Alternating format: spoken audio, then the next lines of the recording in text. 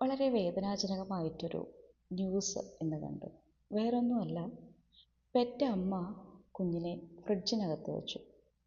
കുഞ്ഞിൻ്റെ നിർത്താതെയുള്ള കരച്ചിൽ കേട്ട് മുത്തശ്ശി ഇതെവിടെ നിന്നാണ് ഇതിൻ്റെ ഉറവിടമെന്ന് അന്വേഷിച്ച് വന്നു കഴിഞ്ഞപ്പോൾ ഫ്രിഡ്ജിൻ്റെ അടുത്തുനിന്ന് വളരെ നേർത്ത കരച്ചിൽ. കാരണം കുഞ്ഞ് അത്രയ്ക്കും വയ്യാതെയായി.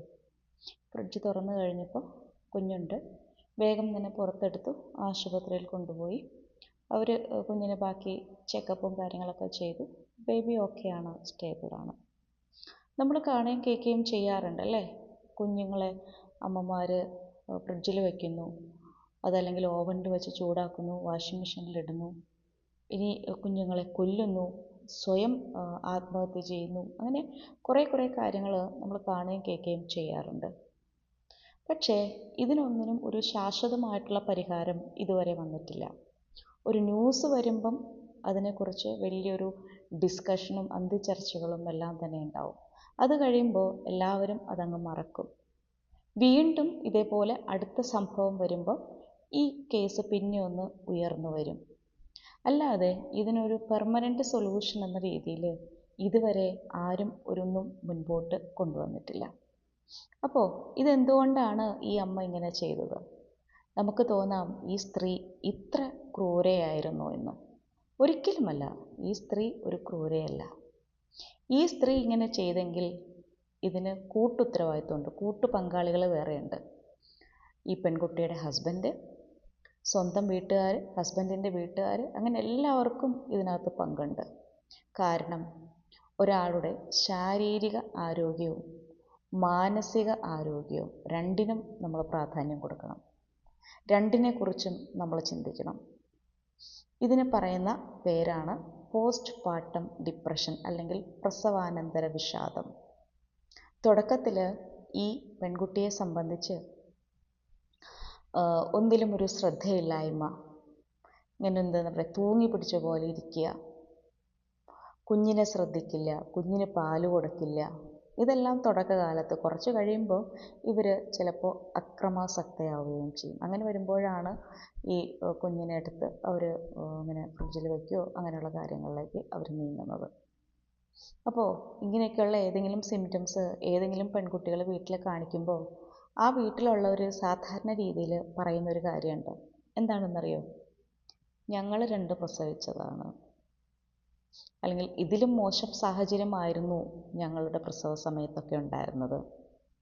നിങ്ങൾക്കിപ്പോൾ സുഖവും സൗകര്യവും കൂടിപ്പോയിട്ടാണ് നിങ്ങളിങ്ങനെ ചെയ്യുന്നതെന്ന്. ഒരിക്കലുമല്ല. നമ്മുടെ ശരീരത്തിന് അസുഖം വരുമ്പോൾ നമ്മൾ ആശുപത്രിയിൽ പോയി ചികിത്സ തേടുന്നത് പോലെ തന്നെയാണ് നമ്മുടെ മനസ്സിന് താളം തെറ്റുമ്പോൾ നമ്മൾ അവരെ കൂടെ നിന്ന് ആശുപത്രിയിൽ കൊണ്ടുപോയി അവർക്ക് വേണ്ട ചികിത്സ കൊടുത്തേ മതിയാവുള്ളൂ. അത് ഇപ്പോഴും അതിന് വലിയ പ്രാധാന്യം ആരും കൽപ്പിക്കുന്നില്ല, ഈവൻ ആശുപത്രിക്കാർ പോലും. കാരണം നമ്മൾ ഒരു ഡെലിവറി കഴിഞ്ഞു ആശുപത്രിയിൽ നിന്ന് ഡിസ്ചാർജായി പോരുന്ന സമയത്ത് നമുക്കൊരു 2 അപ്പോയിൻമെൻ്റ് എടുത്തു തരും അല്ലേ? എനിക്ക് തോന്നുന്നു 2 വീക്സ്, സെക്കൻഡ് വീക്കിലാണ് ഫസ്റ്റ് അപ്പോയിൻമെൻ്റ് എന്നാണ് എൻ്റെ ഒരു ഓർമ്മ. അത് ഗൈനക്കോളജിസ്റ്റിന് അപ്പോയിൻമെൻറ്റ് അമ്മയ്ക്കെടുക്കും, നിയോനറ്റോളജിസ്റ്റിന് അപ്പോയിൻമെൻറ്റ് കുഞ്ഞിനും എടുത്തു കൊടുക്കും അല്ലേ? അപ്പോഴും അവർ നമ്മുടെ ശാരീരികമായിട്ടുള്ള കാര്യത്തെക്കുറിച്ചാണ് ചിന്തിക്കുന്നത്.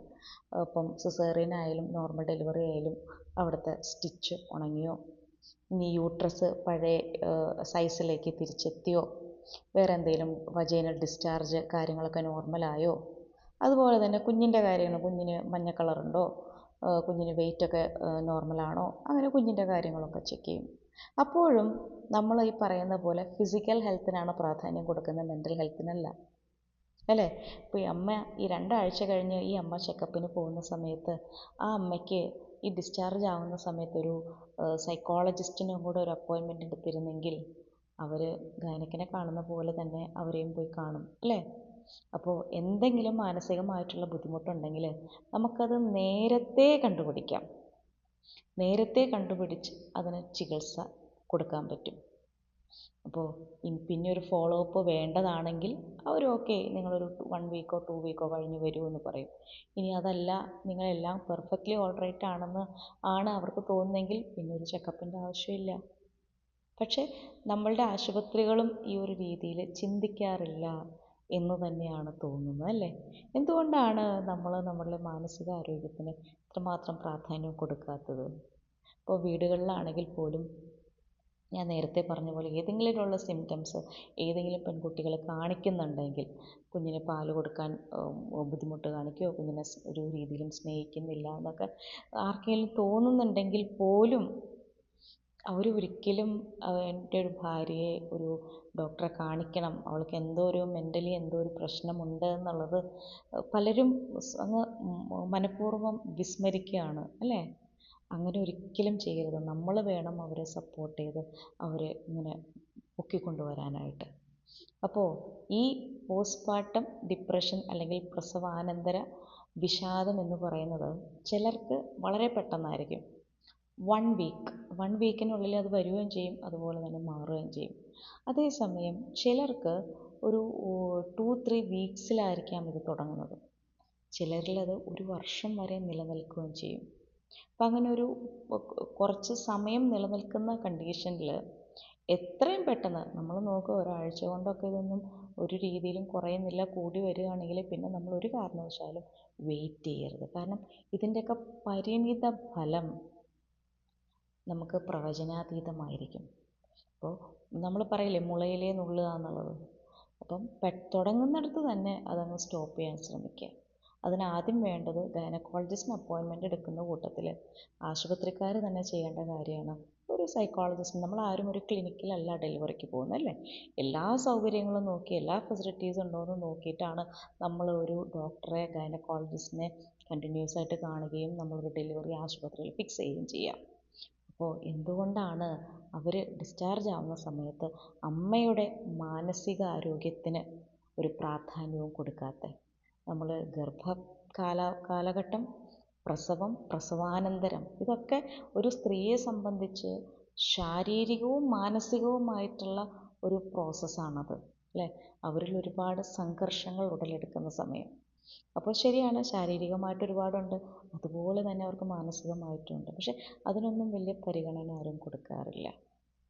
അപ്പോൾ നമ്മൾ നേരത്തെ പറഞ്ഞ പോലെ എന്തെങ്കിലും ഒരു ഇഷ്യൂ വന്ന് അമ്മ മരിക്കുകയോ അല്ലെങ്കിൽ കുഞ്ഞിനെ കൊല്ലുകയോ എന്തെങ്കിലുമൊക്കെ ആയിക്കഴിയുമ്പം അത് വലിയ ചർച്ചയായി മാറും. പക്ഷെ അതുവരേക്കും അത് ചെറിയ ചെറിയ രീതിയിൽ അങ്ങ് കുറച്ച് കഴിയുമ്പോൾ അങ്ങ് മാഞ്ഞില്ലാതെ പോകും. അപ്പം ഈ പോസ്റ്റ്പാർട്ടം സൈക്കോസിസ് അല്ലെങ്കിൽ ഈ പ്രസവാനന്തര വിഷാദം ഇതിനെക്കുറിച്ചൊക്കെ ഡീറ്റെയിൽഡ് ആയിട്ടുള്ള പല വീഡിയോസും ഗൈനക്കോളജിസ്റ്റുകൾ ചെയ്തിട്ടുണ്ട്. ഈ പ്രഗ്നൻ്റ് ആയവർ അവരാണല്ലോ കൂടുതൽ സമയം ഫ്രീ ആയിട്ടും റെസ്റ്റൊക്കെ എടുത്തിട്ടൊക്കെ ഇരിക്കുന്ന ഒരുപാട് സമയമുള്ളവർ. അങ്ങനെയുള്ളവർ തീർച്ചയായിട്ടും അങ്ങനെയുള്ള വീഡിയോകൾ കാണുക. മാനസികാരോഗ്യത്തിന് കൂടുതൽ പ്രാധാന്യം കൊടുക്കുക.